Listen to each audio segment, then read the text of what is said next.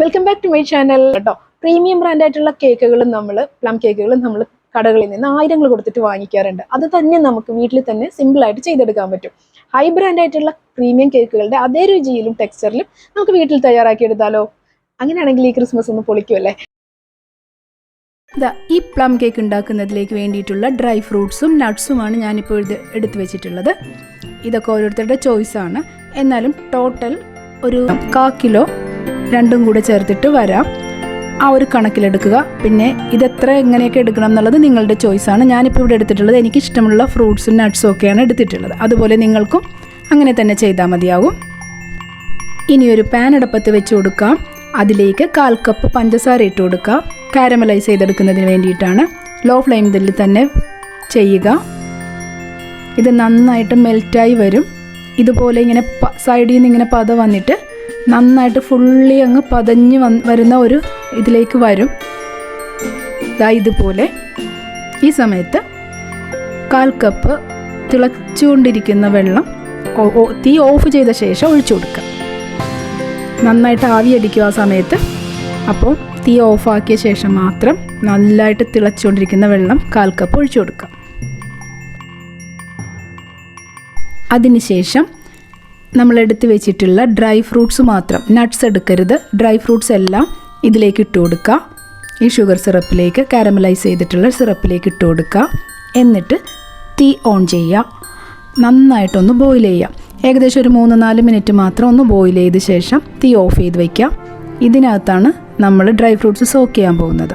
ഇത് മാത്രമല്ല, orange juice കൂടി ഇതിൻ്റെ കൂടെ ചേർക്കുന്നുണ്ട്. ഇനി ഈ പ്ലം കേക്കിലേക്ക് വേണ്ടിയിട്ട് 2 ഓറഞ്ച് എടുത്ത് വെച്ചിട്ടുണ്ട്. ഇതിൻ്റെ തൊലി ഞാൻ ചിരകി എടുക്കാൻ പോവാണ്. ഇതിൻ്റെ വെള്ള കാണാത്ത രീതിയിൽ വേണം ഇങ്ങനെ എടുക്കാൻ. വെള്ളവശം ചീവി എടുത്തു കഴിഞ്ഞാൽ കയ്പുണ്ടാവും. ഇതേപോലെ ചീവി എടുക്കുക. ഏകദേശം ഒരു 2 ടേബിൾ സ്പൂൺ വരെ ഇട്ട് കൊടുക്കാം. ഓറഞ്ച് പീൽ ക്യാൻഡി എന്ന് പറഞ്ഞിട്ട് വാങ്ങാൻ കിട്ടും. പക്ഷേ അതിനേക്കാളും ബെറ്റർ ഇത് തന്നെയാണ്. നമുക്ക് ഫ്രഷായിട്ട്, അത്രയ്ക്ക് നല്ല സ്മെല്ലാണ് ഇതിപ്പോൾ ചെയ്തുകൊണ്ടിരിക്കുമ്പോൾ ഇവിടെ റൂം നിറച്ച്. അത്രയും ഫ്രഷായിട്ട് ചെയ്തെടുക്കുക, ഈസി ആയിട്ട് തന്നെ. ഇനി ഈ ഡ്രൈ ഫ്രൂട്ട്സിലേക്ക് ആ 2 ഓറഞ്ച് ഞാൻ പിഴിഞ്ഞെടുത്തിട്ടുണ്ട്. അപ്പോൾ കറക്റ്റ് 1/2 കപ്പ് ഓറഞ്ച് ജ്യൂസ് കിട്ടി. ആ ഓറഞ്ച് ജ്യൂസ് 1/2 കപ്പ് ഇതിലേക്ക് ഞാൻ ഒഴിച്ചു കൊടുക്കുകയാണ്. ഇനി ഇതെല്ലാം കൂടി ഒന്ന് മിക്സ് ചെയ്തിട്ട് ഇതിൽ സോക്ക് ചെയ്യാം. ഒരുപാട് സമയമൊന്നും സോക്ക് ചെയ്യേണ്ട ആവശ്യമില്ല. ഇതിങ്ങനെ സോക്ക് ചെയ്ത് മാറ്റി വയ്ക്കുക. എന്നിട്ട് കേക്ക് ഉണ്ടാക്കാനുള്ള മറ്റു കാര്യങ്ങളൊക്കെ ചെയ്ത് കഴിയുമ്പോഴേക്കും മാത്രം ലാസ്റ്റാണ് ഇനി ഇതെടുക്കേണ്ടി വരിക. അത്രയും സമയം മാത്രം ഇരുന്നാൽ മതിയാവും. ഇനി ഒരു മിക്സിംഗ് ബൗൾ എടുത്ത ശേഷം അതിലേക്ക് 1/4 കപ്പ് മൈദപ്പൊടി ഇട്ട് കൊടുക്കാം. 1 ടീസ്പൂൺ ബേക്കിംഗ് പൗഡർ ഇട്ട് കൊടുക്കുക. 1/4 ടീസ്പൂണിൻ്റെ പകുതി ബേക്കിംഗ് സോഡ ഇട്ട് കൊടുക്കുക. അതത്രയും തന്നെ ഉപ്പിട്ട് കൊടുക്കുക. 1/4 ടീസ്പൂൺ ഏലക്കാപ്പൊടി ചേർത്ത് കൊടുക്കുക. 1/4 ടീസ്പൂണിൻ്റെ പകുതി ഗ്രാമ്പൂവിൻ്റെ പൗഡർ ചേർത്ത് കൊടുക്കുക. 1/4 ടീസ്പൂൺ കറുവപ്പട്ട പൊടിച്ചത് ചേർത്ത് കൊടുക്കുക. 1/4 ടീസ്പൂൺ ജാതിക്കാപ്പൊടി കൂടി ചേർത്ത് കൊടുക്കുക. എന്നിട്ട് എല്ലാം കൂടി ചേർത്ത് മിനിമം 3 തവണയെങ്കിലും ഇതുപോലെ അരിച്ചെടുക്കുക. ഇനി ഈ ഡ്രൈ ഫ്രൂട്ട്സൊക്കെ നന്നായിട്ടൊന്ന് അരിച്ചെടുക്കണം. താഴത്തൊരു പാത്രം വെച്ചിട്ട് അതിൻ്റെ അകത്തുള്ള കാരമലൈസ് ചെയ്തിട്ടുള്ള വെള്ളമെല്ലാം മാറ്റി ഈ ഫ്രൂട്ട്സ് എല്ലാം ഒന്ന് വെള്ളം മാറ്റിയെടുക്കുക. എന്നിട്ടൊരു മിക്സിംഗ് ബൗൾ എടുത്ത ശേഷം അതിലേക്ക് ഇടുക. നിങ്ങൾക്കിത് ഒരു ഓവർനൈറ്റൊക്കെ സോക്ക് ചെയ്തിടണം എന്നുണ്ടെങ്കിൽ തീർച്ചയായിട്ടും ചെയ്യാം, ഒരു കുഴപ്പമില്ല. അല്ലാതെ പെട്ടെന്ന് സെയിം ടൈം തന്നെ ചെയ്തെടുക്കണമെങ്കിലും അങ്ങനെയും ചെയ്യാം.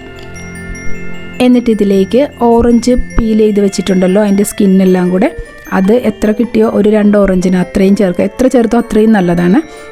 ഇത് ഇപ്പോൾ ഞാൻ എടുത്തിരിക്കുന്നത് ജിഞ്ചർ ക്യാൻഡിയാണ്, ഇഞ്ചിയുടെ ഡ്രൈ ആയിട്ടുള്ളത്. ഇതൊക്കെ കേക്ക് ഷോപ്പിൽ കിട്ടുന്നതാണ്, ഞാൻ അവിടെ നിന്ന് വാങ്ങിയത്. അതൊരു 2 ടേബിൾ സ്പൂൺ ചേർത്ത് കൊടുക്കാം. ഇനി ഉണ്ടായിരുന്ന നട്ട്സ് എല്ലാം കൂടി ചേർത്തിട്ട് ഞാനൊന്ന് ക്രഷ് ചെയ്തെടുത്തിട്ടുണ്ട്. അതെല്ലാം കൂടി ഇതിലേക്ക് ഇട്ട് കൊടുക്കാം. എന്നിട്ട് എല്ലാം കൂടി ചേർത്തിട്ട് ഒന്ന് മിക്സ് ചെയ്തെടുക്കാം. ഇങ്ങനെ മിക്സ് ചെയ്തെടുത്ത ശേഷം നമ്മൾ നേരത്തെ തന്നെ തയ്യാറാക്കി വെച്ചിട്ടുള്ളൊരു മൈദ സ്പൈസസ് എല്ലാം കൂടിയുള്ള പൗഡർ മിക്സ് ഉണ്ടല്ലോ, അതിൽ നിന്ന് ഒരു 2-3 ടേബിൾ സ്പൂൺ എടുത്തിട്ട് ഇതിലൊന്ന് തൂവി കൊടുക്കുക, നട്ട്സിലും ഫ്രൂട്ട്സിലും.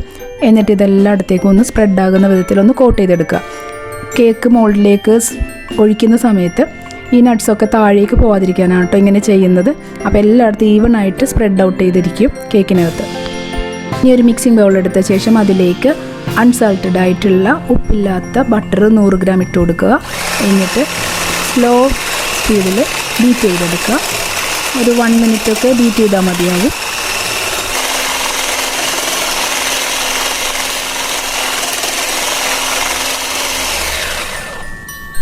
അതിനുശേഷം അതിലേക്ക് 1/4 കപ്പ് പൊടിച്ച പഞ്ചസാര ചേർത്ത് കൊടുക്കാം.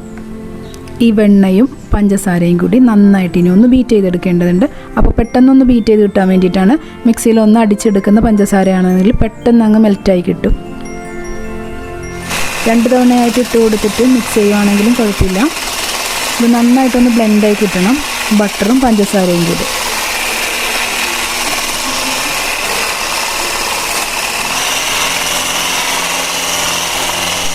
ഇത് നന്നായിട്ട് ബീറ്റ് ചെയ്ത ശേഷം 1 ടീസ്പൂൺ വാനില എസൻസ് ഒഴിച്ചു കൊടുക്കുക. 3 മുട്ടയാണ് ഇതിൻ്റെ കണക്ക്. 1 കിലോ കേക്ക് ആയതുകൊണ്ട് 3 മുട്ട ചേർക്കാം. ഈ 3 മുട്ടയും ഒരു പാത്രത്തിൽ ഇതുപോലെ പൊട്ടിച്ചു വെച്ച ശേഷം ഓരോന്നായിട്ട് ഇട്ട് കൊടുത്തിട്ട് ബീറ്റ് ചെയ്തെടുക്കുക.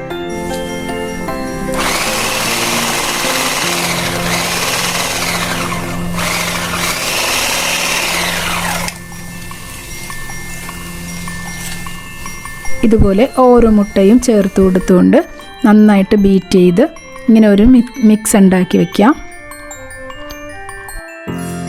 നമ്മൾ ഡ്രൈ ഫ്രൂട്ട്സൊക്കെ സോക്ക് ചെയ്ത് വെച്ചിട്ടുള്ള കാരമലൈസ് ചെയ്തിട്ടുള്ള വെള്ളവും അതിനോടൊപ്പം ഓറഞ്ച് ജ്യൂസും ഒക്കെ ഉണ്ടല്ലോ, അതുണ്ടായിരുന്നു. അത് ഇതിലേക്ക് ഒഴിച്ചു കൊടുക്കുക.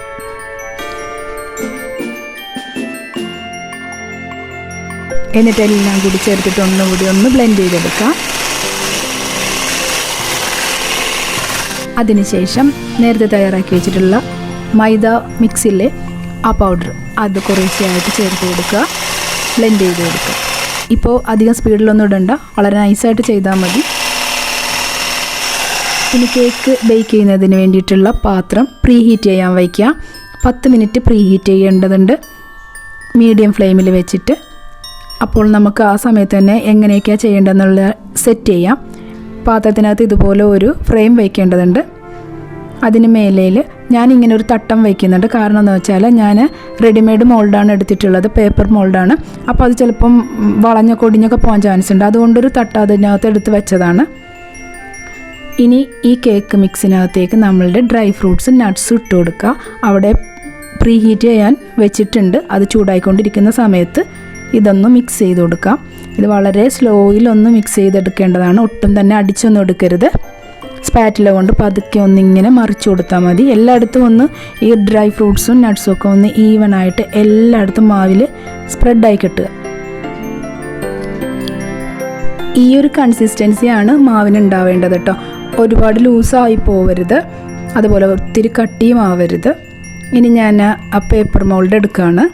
ഇത് 8 ഇഞ്ചിൻ്റെ മോൾഡാണ്. ഇതിൽ 1 കിലോ കേക്ക് സഫീഷ്യൻ്റായിട്ട് എടുക്കാൻ പറ്റും. അപ്പോൾ ഇതിലേക്ക് ഞാൻ ഇട്ട് കൊടുക്കുകയാണ്. കേക്ക് ഷോപ്പിലൊക്കെ ഈ മോൾഡ് കിട്ടും കേട്ടോ, വളരെ ചീപ്പ് റേറ്റിൽ കിട്ടുന്നതാണ്. അപ്പം ഞാനത് അങ്ങനെ വാങ്ങിയത്.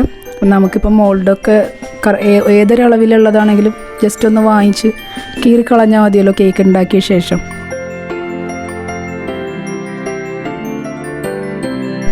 ബാറ്റർ എല്ലാം ഇതുപോലെ ഇട്ട് കൊടുത്ത ശേഷം അപ്പോൾ ഇങ്ങനെ മേലയിൽ ഇതാ ഇങ്ങനെയൊക്കെ ഇരിക്കുകയുള്ളൂ, കുഴഞ്ഞൊക്കെ ഇരിക്കണ പോലെ ആയിരിക്കും. അപ്പോൾ നമ്മൾ ഈ സ്പാറ്റില കൊണ്ടിട്ട് ഒന്ന് ലെവൽ ചെയ്ത് കൊടുക്കുക. ഒരുപാട് അമർത്തൊന്നും ചെയ്യരുത്, ജസ്റ്റ് ഒന്ന് ലെവൽ ചെയ്ത് കൊടുക്കുക. നമ്മൾ എങ്ങനെയാണ് ലെവൽ ചെയ്തത് അതുപോലെ ഇരിക്കോട്ടോ കേക്ക് ആയി വരുമ്പോഴേക്കും.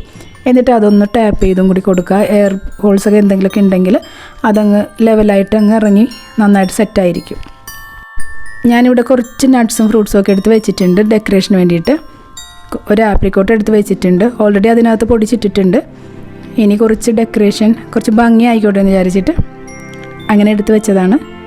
നിങ്ങൾക്ക് ഇങ്ങനെയൊക്കെ തന്നെ ചെയ്യാൻ ഇഷ്ടമുള്ള ഡിസൈനിലൊക്കെ എങ്ങനെയൊക്കെയാണോ അങ്ങനെ ചെയ്ത് വയ്ക്കാം. കേക്ക് ബേക്ക് ചെയ്യാനുള്ള പാത്രം നന്നായിട്ട് ചൂടായി കിടപ്പുണ്ട്. അപ്പോൾ അതിലേക്ക് ഞാൻ വെക്കുകയാണ്.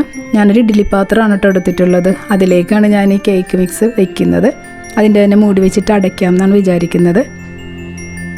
ഏത് പാത്രത്തിലും നമുക്ക് ഉണ്ടാക്കിയെടുക്കാം കേട്ടോ. നല്ലൊരു അടപ്പുണ്ടായിരിക്കണം എന്ന് മാത്രമേ ഉള്ളൂ.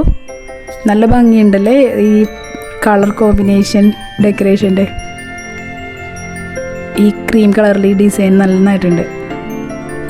ഇതിൻ്റെ മൂടി കൊണ്ട് തന്നെ അടച്ചു വയ്ക്കുകയാണ്. ഈ രണ്ട് സൈഡിലും ഒരു വൈറ്റ് സ്പോട്ട് കാണുന്നില്ല, അത് ഞാൻ മൈദ വെച്ച് അടച്ചതാണ് കേട്ടോ. അതിന് 2 ഹോൾസ് ഉണ്ട് എയർ പോകാൻ. എന്നിട്ട് ഞാനൊരു ചെറിയ കല്ലും കൂടി എടുത്ത് വയ്ക്കുന്നുണ്ട്, ഒന്ന് നന്നായിട്ട് പ്രസ് ആയിക്കോട്ടെ എന്ന് വിചാരിച്ചിട്ട്. ഇത് മീഡിയം ഫ്ലെയിമിൽ 45 മിനിറ്റ് ബേക്ക് ചെയ്യേണ്ടതുണ്ട്. അതിനുശേഷം 15 മിനിറ്റ് ലോ ഫ്ലെയിമിൽ കൂടി ബേക്ക് ചെയ്തെടുക്കുക. 1 മണിക്കൂർ ബേക്ക് ചെയ്ത ശേഷം ഞാൻ തുറക്കുകയാണ്. ഡെക്കറേഷൻ എല്ലാം പോയി, ആപ്രിക്കോട്ട് മാത്രം നടുക്കുണ്ട്, അത് മാത്രം താന്നു പോയിട്ടില്ല, ബാക്കി ഒന്നും കാണണില്ല. അത് ഭയങ്കര ലൈറ്റ് വെയിറ്റാണ്. ഇതുപോലെ ഒരു ടൂത്ത് പിക്ക് കൊണ്ട് നമുക്കിങ്ങനെ കുത്തി നോക്കിയാൽ പിടിച്ചിട്ടുണ്ടോയെന്ന് അറിയാമല്ലോ. ഒട്ടും തന്നെ പിടിച്ചിട്ടില്ല, കറക്റ്റായിട്ട് കുക്കായിട്ടുണ്ടാവും. ആപ്രിക്കോട്ടിന് ഒട്ടും വെയിറ്റ് ഇല്ലാത്തതുകൊണ്ടാണെന്ന് തോന്നുന്നു അത് മാത്രം മേലിരിപ്പുണ്ട്. ബാക്കി നട്ട്സും ഫ്രൂട്ട്സും എല്ലാം വാനിഷ്. കളറൊക്കെ കറക്റ്റായിട്ട് വന്നിട്ടുണ്ട്, പ്ലം കേക്കിൻ്റെ കളറിൽ തന്നെ കിട്ടിയിട്ടുണ്ട്. ഞാനിത് എടുത്ത് മാറ്റുവാണ്.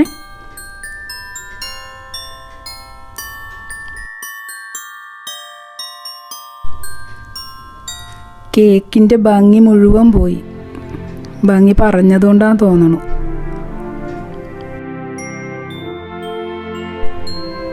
നല്ല ചൂടാണ് കേട്ടോ ഇപ്പം. ഇത് ശരിക്കും നന്നായിട്ട് തണുത്ത ശേഷമാണ് കട്ട് ചെയ്യാവുള്ളൂ. പക്ഷേ എനിക്ക് പെട്ടെന്ന് കട്ട് ചെയ്യേണ്ടതുണ്ട്. ഈ ഡെക്കറേഷനൊക്കെ ഞാൻ ചെയ്തതാണ് ആ കേക്ക് ഷോപ്പിൽ. ഇവിടെ എൻ്റെ വീടിൻ്റെ അടുത്ത് തന്നെ കേക്കിൻ്റെ എല്ലാ സാധനങ്ങളും കിട്ടുന്ന കടയുണ്ട്. അപ്പോൾ അവിടെ നിന്ന് ഞാൻ കുറച്ചൊക്കെ വാങ്ങിയതാണ് ഇങ്ങനെ ഡെക്കറേഷൻ സാധനങ്ങളൊക്കെ. ഇതൊക്കെ ശരിക്കും ആർക്കെങ്കിലൊക്കെ ഉണ്ടാക്കി ഗിഫ്റ്റൊക്കെ കൊടുക്കാൻ നേരത്ത് ഇതുപോലെയൊക്കെ ചെയ്ത് കൊടുക്കുകയാണെങ്കിൽ നല്ലതായിരിക്കും. ഇതുപോലെ മോൾഡിലൊക്കെ ഉണ്ടാക്കിയെടുത്തിട്ട് ഇങ്ങനെ സെറ്റ് ചെയ്തൊക്കെ എടുക്കുക, എന്നിട്ട് ഗിഫ്റ്റൊക്കെ കൊടുക്കാനുള്ളവർക്കൊക്കെ കൊടുക്കാം. എന്തായാലും ഇതൊന്ന് അഴിച്ച് പുറത്തേക്ക് എടുക്കുകയാണ്. ജസ്റ്റ് ഒരു രസത്തിന് ചെയ്തൊന്നുമല്ല, പിന്നെ തമ്പനയിൽ എടുക്കാമെന്ന് വിചാരിച്ചു.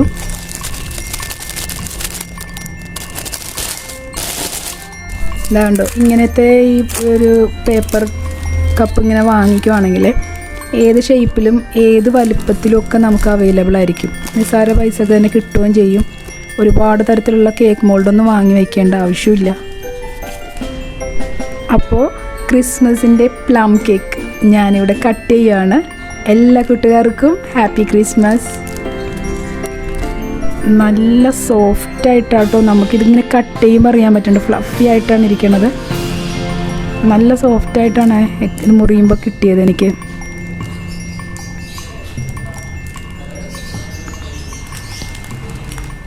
കറക്റ്റായിട്ടുള്ള ടെക്സ്ചർ കിട്ടിയിട്ടുണ്ട്. പ്ലം കേക്ക് ഇങ്ങനെ തന്നെ ഇരിക്കണം. ഇതാ കണ്ടോ, നട്ട്സും ഫ്രൂട്ട്സും ഒക്കെ ഒരു സൈഡിലേ കാണുന്നുള്ളൂ എന്ന് തോന്നുന്നു. ഈ ബ്ലാക്ക് ഗ്രേപ്സ് ഉണ്ടല്ലോ, അത് കുറച്ച് അധികം ഇടായിരിക്കട്ടോ നല്ലത്, എന്നാലേ ഇതിങ്ങനെ കാണാൻ പറ്റുള്ളൂ. മറ്റൊക്കെ എന്തൊക്കെ ഇട്ടാലും കാണില്ല മുറിക്കുമ്പോൾ.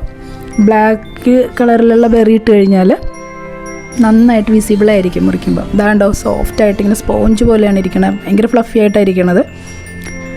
പിന്നെ ഈ കേക്ക് ബേക്ക് ചെയ്യുന്ന സമയത്ത് ഞാൻ പറയാൻ വിട്ടുപോയി, ഒരു ഏകദേശം 45 മിനിറ്റ് കഴിഞ്ഞപ്പോഴേക്കും കിച്ചൺ മുഴുവൻ ഈ പ്ലം കേക്കിൻ്റെ മണം വന്ന് നിറയാൻ തുടങ്ങി. നല്ലൊരു സ്മെല്ലായിരുന്നു കേട്ടോ. അതേപോലെ തന്നെ കേക്കിൻ്റെ ആ പാത്രം തുറക്കുന്ന സമയത്തും നല്ല സ്മെല്ലുണ്ടായിരുന്നു.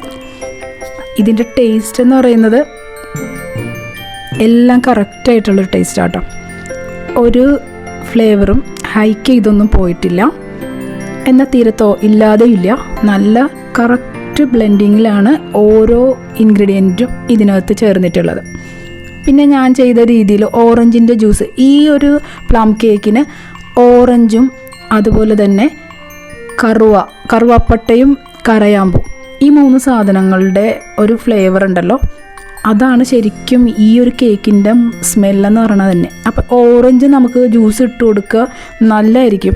അതേപോലെ തന്നെ ഓറഞ്ചിൻ്റെ തൊലി ഫ്രഷായിട്ട് തന്നെ ഇട്ട് കൊടുക്കുക. ഓറഞ്ച് പിൽ ക്യാൻഡി എന്ന് പറഞ്ഞൊക്കെ കിട്ടുമെങ്കിലും അത് ഇങ്ങനെ തന്നെ ചെയ്യാം. ശരിക്കും പ്ലം കേക്കിൻ്റെ സ്മെല്ല് നമുക്ക് ആ സമയത്ത് തന്നെ കിട്ടും. തയ്യാറാക്കിക്കൊണ്ടിരിക്കുമ്പോൾ തന്നെ നമുക്ക് ആ സ്മെല്ല് വരും, ബേക്ക് ആകുന്നതിന് മുന്നേ തന്നെ. അത് ഇതാണ് ക്ലോവ്സിൻ്റെയും ഓറഞ്ചിൻ്റെയും സ്മെല്ല് മിക്സ് ചെയ്ത് വരുന്നതാണ് ശരിക്കും ഈ പ്ലം കേക്കിൻ്റെ സ്മെല്ലെന്ന് പറയുന്നത് തന്നെ. അപ്പോൾ ഈ വീഡിയോ എല്ലാവർക്കും എന്തായാലും ഇഷ്ടമായിട്ടുണ്ടാവും, അങ്ങനെ തന്നെ ഞാൻ വിചാരിക്കുന്നു. അപ്പോൾ ഇഷ്ടമായിട്ടുണ്ടെങ്കിൽ തീർച്ചയായിട്ടും ലൈക്ക് ചെയ്യുക. ലൈക്ക് ചെയ്യാതിരിക്കരുത്, കണ്ടിട്ട് വെറുതെ പോകരുത്. കണ്ടിട്ട് ഇഷ്ടമായ തീർച്ചയായിട്ടും ലൈക്ക് അടിക്കുക. ലൈക്ക് അടിച്ചിട്ടേ പോവുള്ളൂ ഇഷ്ടമാണെങ്കിൽ. പിന്നെ സബ്സ്ക്രൈബ് ചെയ്യാത്തവരുണ്ടെങ്കിൽ തീർച്ചയായിട്ടും സബ്സ്ക്രൈബ് ചെയ്യുക. സബ്സ്ക്രൈബ് ചെയ്തിട്ടുള്ളവരും അല്ലാത്തവരും പ്ലീസ് ഷെയർ ചെയ്യൂ. പിന്നെ കമൻറ്റ് ചെയ്തോളൂ എല്ലാവരും. വീഡിയോ ഇഷ്ടമായാലും ഇഷ്ടമായില്ലെങ്കിലും കമൻറ്റ് ചെയ്തോളൂ. ഒരു ഇമ്പോർട്ടൻ്റ് കാര്യം മറന്നുപോയി. നിങ്ങൾ ഓവനിലാണ് ബേക്ക് ചെയ്യുന്നതെങ്കിൽ 10 മിനിറ്റ് പ്രീ ഹീറ്റ് ചെയ്ത ശേഷം 170 ഡിഗ്രിയിൽ 45 മിനിറ്റ് തൊട്ട് 1 മണിക്കൂർ വരെ ബേക്ക് ചെയ്തെടുക്കാം. ഇതുപോലെ തന്നെ ടെക്സ്ചറിൽ കിട്ടുമായിരിക്കും. അപ്പോൾ എൻ്റെ എല്ലാ കൂട്ടുകാർക്കും ക്രിസ്മസ് ദിനാശംസകൾ നേരുന്നു. ഇത്രയും സമയം ഈ വീഡിയോ കണ്ടുകൊണ്ടിരുന്ന എല്ലാവർക്കും നന്ദി.